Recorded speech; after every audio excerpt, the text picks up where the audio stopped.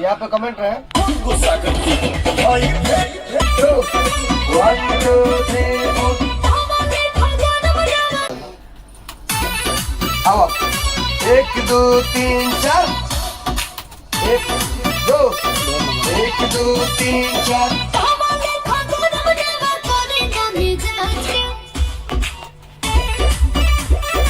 1 2 3 4 बढ़िया से 1 2 तावाले खागो नमरो वासिना 1 2 3 4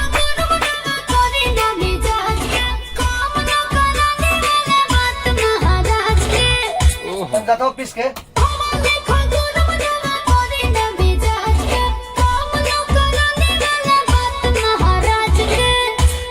बात महाराज के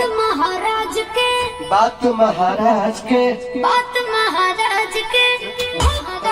कौन नहीं चाहिए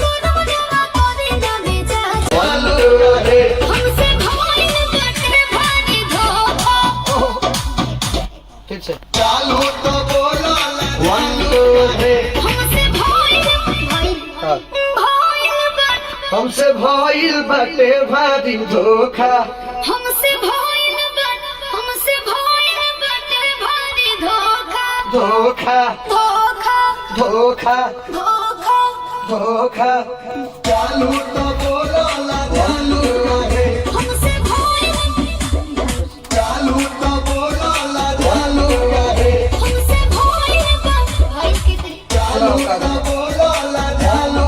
रे हमसे भइल बाटे भारी धोखा यही आलू के किस दे चालू तो बोलो ला चालू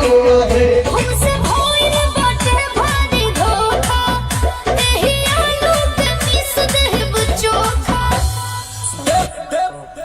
हमसे भइल बाटे भारी धोखा सेकंड वाला चालू तो बोलो ला चालू काहे हमसे भइल बाटे भारी धोखा धोखा रिदम से धोखा चालू तो बोलो ला चालू काहे हमसे भइल बाटे भारी धोखा यही आलू के बाटे भारी धोखा यही आलू के मिस देब चोखा देबू नहीं खा फिर से लगवा भइल